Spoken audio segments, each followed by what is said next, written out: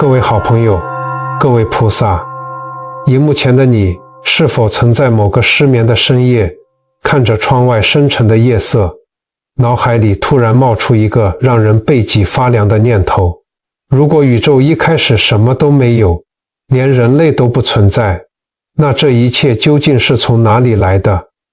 我们每天庸庸碌碌，到底在忙些什么？到了我们这个年纪，为了家庭，为了生计，每天就像陀螺一样转个不停。睁开眼睛，周围都是需要依赖自己的人，却找不到自己可以依靠的肩膀。当你在万籁俱寂时感到那种深深的疲惫，其实不是你在胡思乱想，而是你的灵魂在渴望真实的解药。我们太累了，因为我们被从小灌输的常识困在了一条叫做时间和命运的单行道上，找不到出口。今天我们将用一部被誉为开悟必读的千古经典《楞严经》来解答这个连得道高人都不敢轻易直面的终极谜题。看完后，你将彻底打破对过去、现在、未来的认知盲区，跳脱出日常的焦虑轮回。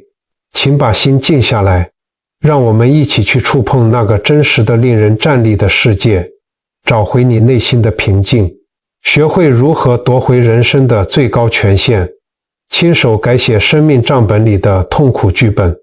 在内容的最后，我还会提供3个你今天看完、今晚立刻就能照做的微修行清单。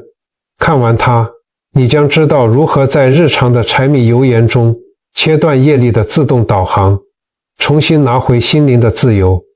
讲到时间，我们总是感到无奈，看着镜子里眼角的皱纹越来越多，看着父母的背影越来越佝偻，看着孩子一天天长大离开身边，我们总觉得时间是一把无情的刻刀，我们觉得昨天已经过去了，永远也抓不回来，明天还没到来，充满了未知与不安。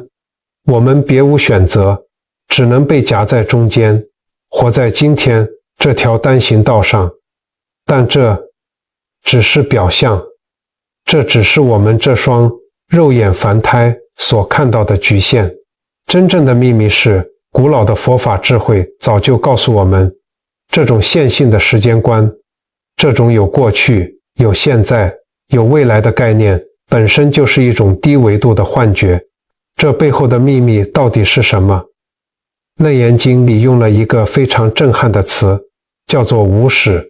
无就是没有，始就是开始，没有开始，轮回没有开始，宇宙的显现也没有一个绝对的第一秒，它就像一个首尾相连的圆圈，你在这个圆圈上找不到它的起点，也摸不到它的终点。这听起来是不是很颠覆，甚至有点反常识？你可能会想，怎么可能没有开始呢？凡事总有个源头吧。别急，我给你打个最贴近生活的比方，你只要用心去体会，一听就懂了。我们来想象一下，你今天上了一整天的班，拖着疲惫的身体回到家，忙完家事，洗了个澡，终于躺在舒服的床上，因为实在太累了，你很快就睡着了，而且你进入了一个非常深、非常真实的梦境。在梦里，你梦到自己从一个小婴儿呱呱坠地，慢慢长大。你经历了无忧无虑的童年，经历了挑灯夜战的学生时期，然后你出社会工作，遇到了心爱的人，成家立业。在那个梦里，你为了每天的柴米油盐烦恼，为了每个月的房贷车贷发愁，为了孩子的升学操碎了心。在梦里，你感受到的阳光是有温度的，你喝下的水是解渴的，你被人背叛时，那种心痛流泪的感觉是那么的真实。你经历了生老病死，经历了无数的酸甜苦辣，你感觉自己扎扎实实、清清楚楚地活了整整80年。现在我要问你一个极度关键的问题，请你试着在心里回答我。你在梦里出生的那一刻，是你这个梦的开始吗？你在梦里度过的那漫长的80年，和你躺在床上进入睡眠的这个动作，哪一个在先，哪一个在后？答案是，它们根本没有先后顺序，它们是同时发生的。当你大脑进入梦乡的那一瞬间，梦里的一切，包括梦里的时间、梦里的空间、梦里的那个你周遭的亲朋好友，甚至梦里那漫长的一生，就已经同时被创造出来了。在梦境的世界里，并没有真正的过去，也没有真正的未来。一切的一切都是在你做梦的当下瞬间显现的。梦里的时间法则是由做梦的你创造出来的，所以你怎么可能在梦里面去寻找做梦之前的起点呢？古人真正想告诉我们的是，我们所以为的宇宙起初那个我们拼命想要追溯的起点，并不是时间上的第一秒，它指的是一个超越了我们三维时空感知，超越了人类逻辑思维的本源状态。我们其实就像那个正在做梦的人，而我们所处的这个浩瀚宇宙，连同它那号称100亿年的时间线，连同我们现在经历的一切喜怒哀乐、生离死别，其实都只是那个大梦的内容而已。所以那位观众朋友提问的前提说宇宙起初没有人，在佛法的终极视角看来，这个前提本身就是我们修行路上需要被看破的第一个望见。因为当你问出这个问题时，你已经预先设定了我们是被困在时间这条单行道上的。你用梦里的逻辑去推导梦外的真实，永远也找不到答案。好了，我们现在打破了时间的枷锁，跳出了单行道，但一个更令人震撼的问题随之出现了。如果宇宙不是从物质、从大爆炸开始的，那是怎么来的？那个真正躺在床上做梦的人究竟是谁？接下来我要为大家揭开的是《楞严经》里最核心的天机。请你务必先深呼吸，静下心来，跟着我的节奏慢慢听，因为接下来这几分钟的内容可能会彻底改变你看待生命中所有苦难的方式。这个天机只有短短的8个字，那就是心生万物，非物生心。我们大半辈子都在物质世界里打滚，我们理所当然地以为是先有了这颗实实在在的地球，有了山川河流，然后有了人，最后我们的大脑才产生了思想和心念。但是《楞严经》告诉我们，全错了，顺序完全搞反了。我们眼前这个看似坚固无比的世界，你看得到的山河大地，甚至包括你自己的身体，你脑海里转个不停的烦恼，所有的一切都是从一个我们每个人本来就拥有清净且光明的真心里虚妄地变现出来的。这个真心，佛法里给了它一个名字，叫做如来藏。它不是你胸口正在跳动的那个心脏，也不是你脑子里用来思考算计的思维判断，它才是你真正的本来面目。这听起来是不是太玄了？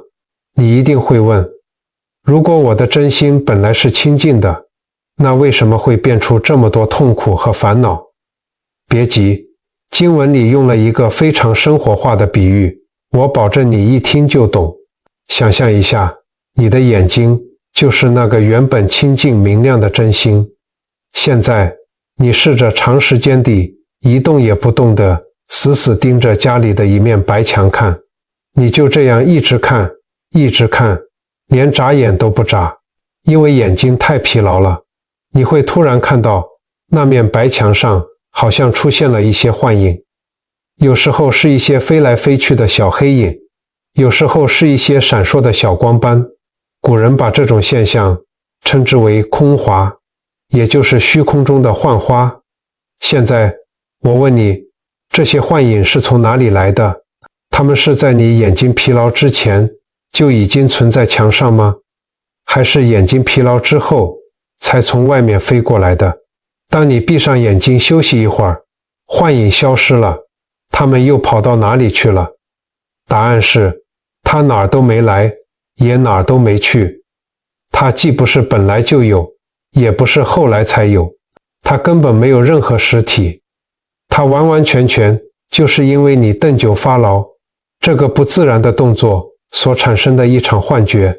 楞严经就是在用这个再简单不过的比喻，告诉我们一个惊天动地的事实。那个视力正常、原本好好的眼睛，就是我们原本圆满的真心。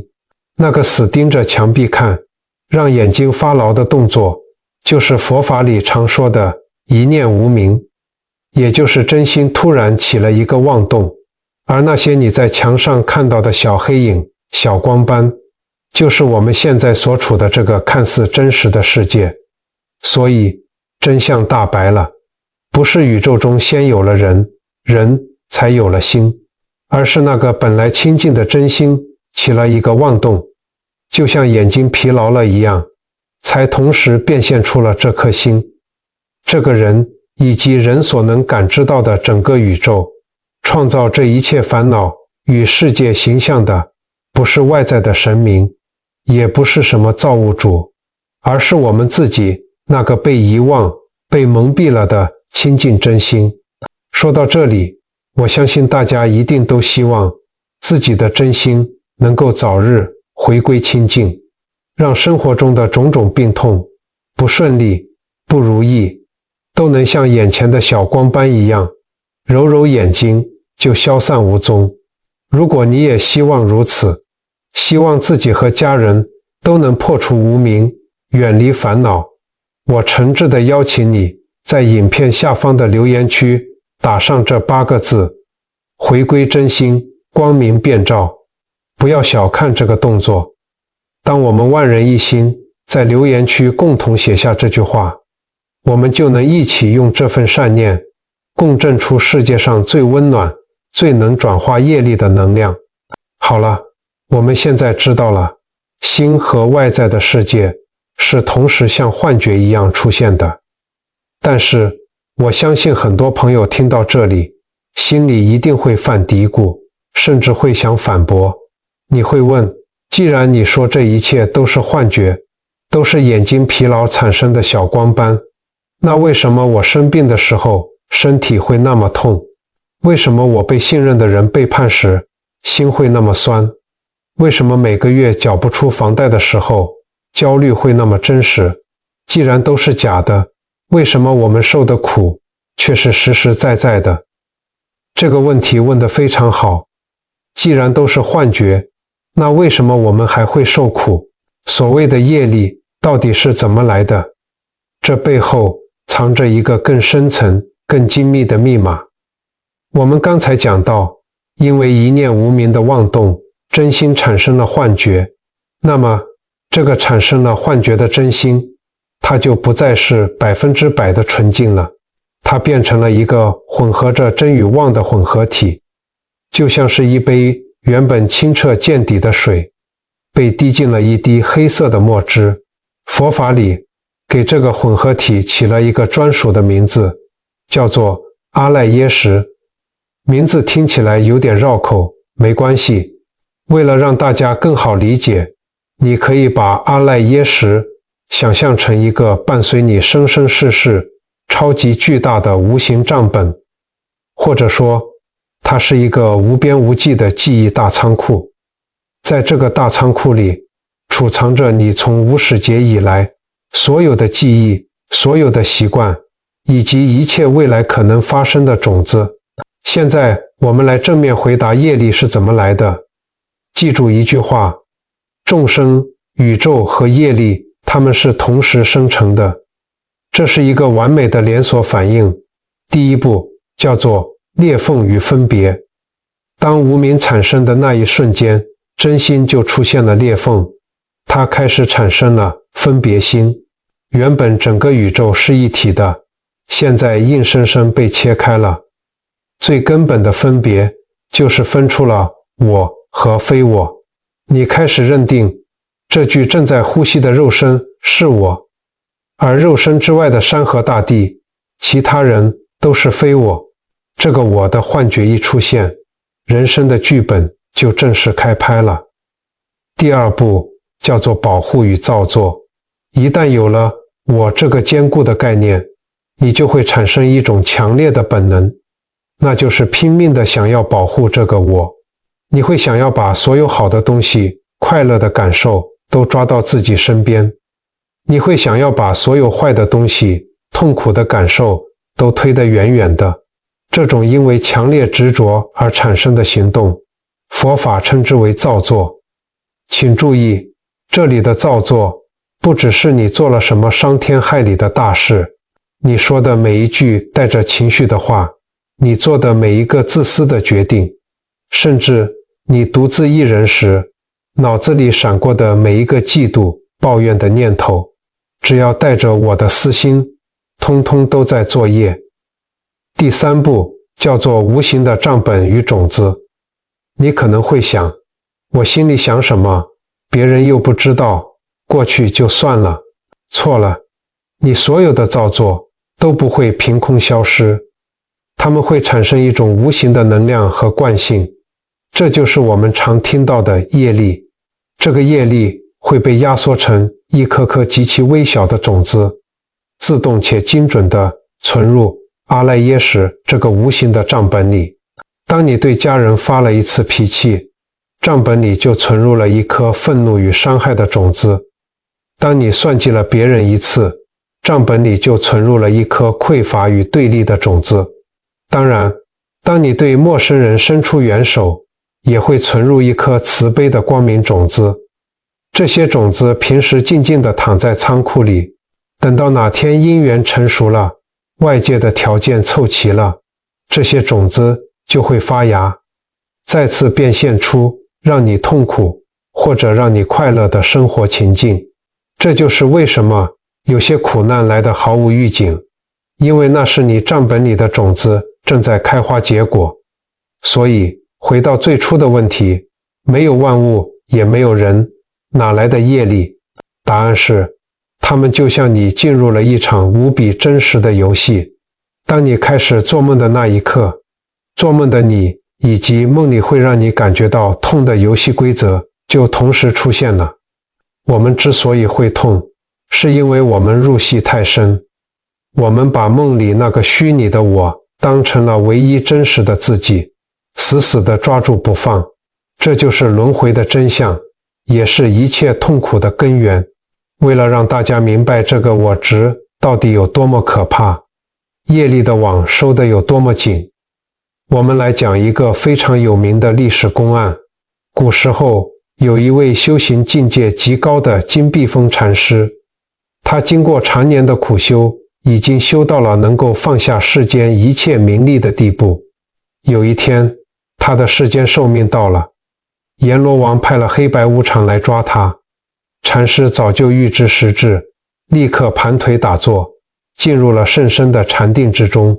黑白无常到了现场，东找西找，怎么也找不到禅师的踪影。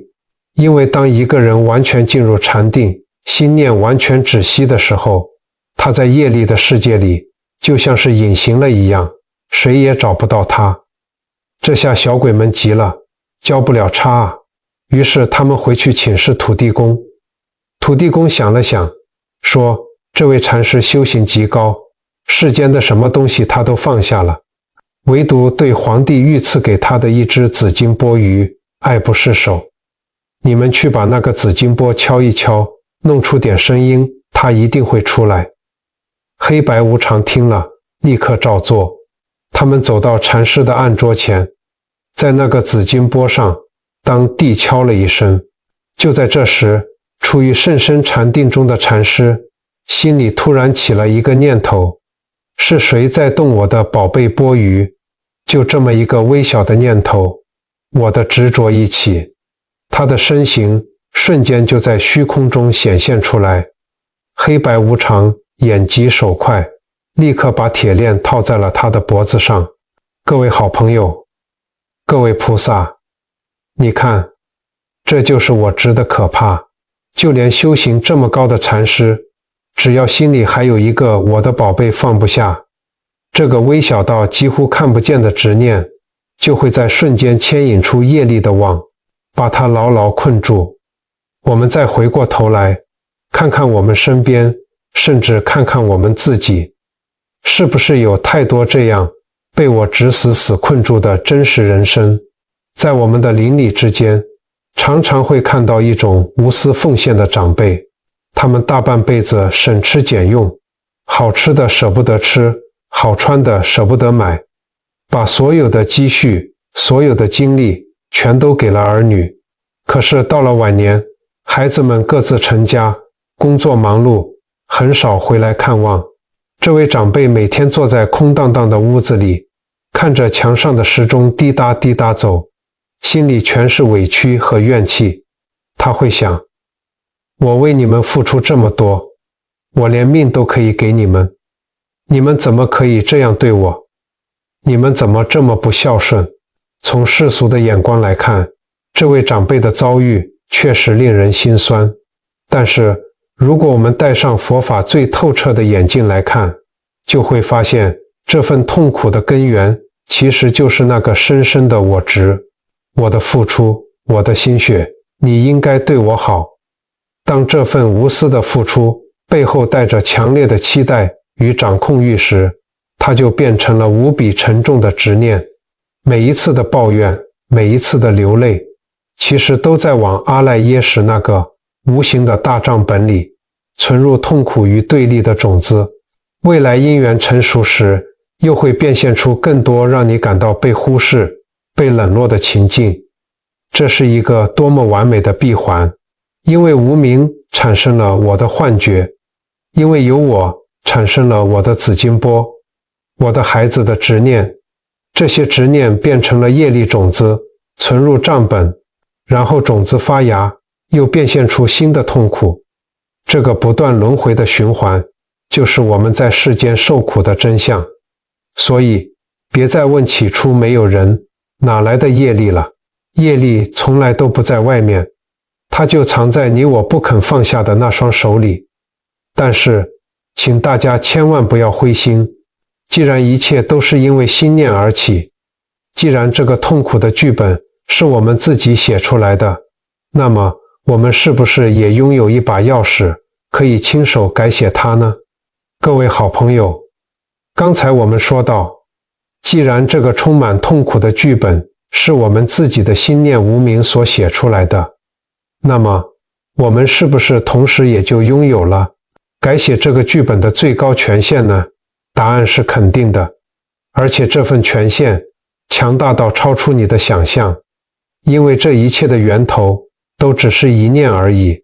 为了让大家明白这个权限到底有多强大，我们来讲一个历史上非常有名的真实故事，那就是袁了凡先生改命的传奇。了凡先生年轻的时候遇到了一位算命非常准的老先生，这位老先生帮他排了八字，算定了他哪一年会考上什么功名，哪一年会当什么官，甚至算定了他命中没有子嗣，而且寿命只有53岁。起初了凡先生半信半疑，可是随着时间一年一年过去，他惊恐地发现自己每年的遭遇，考试的录取名次竟然跟老先生算的一字不差，完完全全被说中了。这下子他彻底死心了，他觉得人生就像是一个提线木偶，剧本早就写好了，自己再怎么努力，再怎么挣扎也没有用。于是他变得心如死灰，什么也不想做，整天就只是呆呆地坐着。后来机缘巧合之下，他遇到了得道高僧云谷禅师。禅师看他年纪轻轻却毫无生气，就问他原因。了凡先生把算命的事说了一遍。云谷禅师听完哈哈大笑，对他说，我本来以为你是一位了不起的豪杰，没想到你只是一个被命运捆绑的凡夫俗子。禅师接着告诉他一句千古名言，命由我做，福自己求。禅师解释说，过去的业力种子的确已经种在你的阿赖耶识里了，这就是你现在会面临的命运。但是你忘了最重要的一点，现在的你每一分每一秒都在产生飞心的心念飞啊！如果你从现在开始放下私心，广行善事，你就是在那个无形的账本里疯狂地存入大量强大且光明的善种子。当这些新的善种子生根发芽，它的力量就会大过那些旧的恶种子，从而彻底扭转你原来的命运轨迹。了凡先生听了这番话，犹如大梦初醒，他立刻发愿要改变自己的心念，断恶修善。他每天反省自己的过失，尽力去帮助别人。结果呢，奇迹真的发生了，他的人生剧本被彻底改写。他不仅考中了原本命中没有的高级功名，还生下了一个非常优秀的儿子，而且他自己根本没有在53岁那年过世，他一直活到了74岁，寿终正寝。我们再把眼光拉回现代，看看我们身边，有一位老大哥，为了一块父母留下来的祖产，和自己的亲手足对簿公堂，他心里非常不平衡。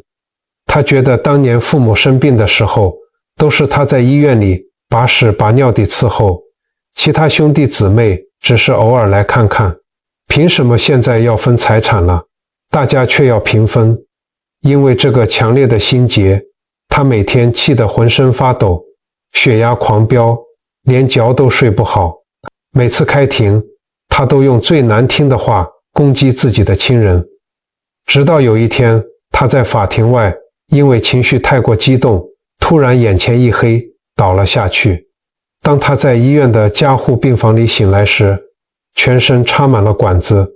躺在病床上的那几天，夜深人静，他看着天花板，突然在心里问自己，我这么拼命争，就算我争到了那块地，又能怎么样？如果我连命都没了，那些钱我花得到吗？我为了一堆死不带去的泥土，赔上了自己宝贵的健康，毁了几十年的亲情，我到底在图什么？就在那一瞬间，他心里那个坚固无比的我执突然松动了。他看破了这个虚幻的执着，他轻轻地在心里告诉自己，算了，放下吧，不要了。奇妙的事情就在他真心决定撤销告诉的那一刻发生了。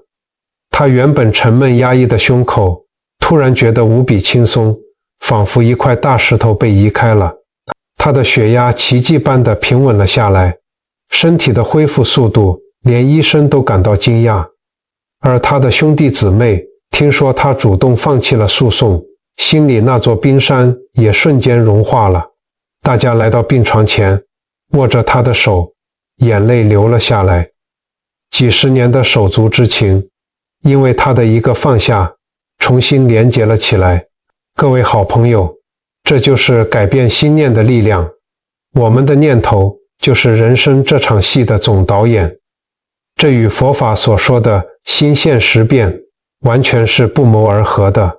你当下的每一个念头，每一次的包容，每一次的释怀，都是在命运的账本里种下新的光明的种子。既然我们有这么强大的权限，那么在日常生活中，我们到底该怎么做，才能每天种下好种子，改变命运呢？真正的修行，难道一定要跑到深山里去打坐吗？当然不是。佛法在世间，不离世间觉。各位好朋友，真正的修行从来都不在深山老林里，也不在多么高深莫测的仪式中。真正的道场就在我们每一天的柴米油盐之中，在我们每一次的人际应对之中。为了帮助大家在日常生活中随时随地种下光明的种子，我为大家整理了3个非常简单，今天看完影片立刻就能做的微修行清单。第一招，少说一句的留白练习。我们常常因为太关心家人，反而造成了摩擦。当你看到晚辈做事不顺眼，或者另一半的习惯让你看不下去时，那句习惯性的啰嗦、指责，是不是瞬间就冲到了嘴边？从今天开始，当这句话冲到嘴边时，请你在心里默默数1、2、3，停顿这3秒钟，硬生生地把它咽下去。这短短的3秒钟，看似没什么，但你其实正在做一件非常伟大的事。你正在强行切断业力的自动导航系统，这在佛法里就叫做口业清净。你会发现，不说那句带刺的话，事情往往一样会解决，甚至会有更好的转机。而你心里的那股闷气，因为没有被言语激化，反而消散得更快。这就是留白的智慧。第2招，传统市场里的观心法。我们每天都要出门，可能会去传统市场，或者去拥挤的超市。在那些热闹喧嚣、人声鼎沸的地方，我们很容易变得心浮气躁。下次去买菜的时候，试着这样做，不要把注意力放在别人讨价还价的喧闹上，把心收回来，放在自己的脚步和每一次的呼吸上，看着周围的嘈杂，看着眼前来来去去的人群，就像在看一场与自己无关的电影。你知道他们在吵闹，你也听得到声音，但你的心不跟着起伏，你只是一个平静的观察者。这份定力一旦在菜市场里练成了，以后在生活中遇到再大的波折，再难搞的人事，你都能稳如泰山，不随境转。第3招，睡前的倒空茶杯。每天晚上躺在床上准备睡觉的时候，请不要再滑手机，给自己专属的3分钟，闭上眼睛，深呼吸，在脑海中想象，你的心里有一个精致的茶杯，这个茶杯里装满了你今天一整天的烦恼、不甘心、担忧和别人的冷言冷语。现在在心里默默地把它倒掉，一边倒一边在心里默念：今天已经彻底结束了，一切都过去了，我现在要把心清空。随着每一次长长的吐气，把体内所有的浊气和怨气全都排出去。这是在为你阿赖耶识进行最深层的大扫除。带着一颗清空的心入睡，你的真心自然会为你充电。各位好朋友，各位菩萨，看着这支影片的你，回首这大半辈子，你真的辛苦了。为了撑起一个家，你吞下了多少委屈？为了照顾老老小小，你牺牲了多少属于自己的梦想与时间？在无数个孤独的夜晚，你独自舔舐伤口。第2天太阳升起，你又必须装作若无其事地继续奋斗。你的肩膀上承载了太多太多的重量。佛法最慈悲、最温暖的地方就在于，它轻轻地拍着你的肩膀，告诉你，这些苦其实都只是一场可以醒来的大梦。我们这一生总是在向外去寻找依靠，我们以为拥有了更多的金钱、更高的地位，或者别人的认可，我们就会安全。但是那些外在的东西就像是墙上的幻影，随时都会消散。你真正需要的解药从来都不在外面，请你一定要相信那个不生不灭、清净无染的真心。你从来没有失去过一分一毫，它只是被一时的情绪、被生活的尘埃暂时遮蔽了，就像乌云遮住了太阳，但太阳从来没有消失过。只要你愿意转个念，愿意慢慢放下那些紧抓不放的执着与怨恨，愿意原谅那些伤害过你的人，更重要的是，愿意原谅那个不完美的自己，你就会发现那道温暖的光芒一直都在你的心底闪耀。当你真正学会放下的那一刻，你会恍然大悟，原来你不需要去追寻光，因为你本身就是那道光。如果你今天在我们的分享中感受到了一丝丝的平静与释怀，我诚挚地邀请你，在下方的留言区留下你的善言或者是祈福，哪怕只是一句简单的愿家人平安，烦恼远离，或者是回归真心，光明遍照。这绝对不是迷信，这是在运用心念的无穷力量。当我们几千人、几万人把这份清净的善念汇聚在同一个地方，我们就能在这个虚拟的空间里形成一股无比强大，能化解一切灾厄的正向磁场。你的这一句祝福，也许就能成为某个处于绝望边缘的陌生人。活下去的微光修行，就是一条回家的路。我们都在这条路上彼此作伴，互相点灯。如果你喜欢今天的内容，觉得这些佛法的古老智慧对你的生活有所启发，恳请你花1秒钟的时间，点击下方的订阅按钮，并开启小铃铛关注我们。这不仅能让你不会错过每一期的智慧分享，更是对频道最温暖的鼓励。我们也十分期待你能动动手指，把这支充满善念的影片分享给身边那些同样觉得疲惫、需要心灵依靠的亲友。你的每一次点赞与转发，都能让网络演算法将这份平静的解药推送到更多需要慰藉的灵魂面前。再次感谢你的观看、停留与支持，愿你日日是好日，时时有清明。我们下期再见。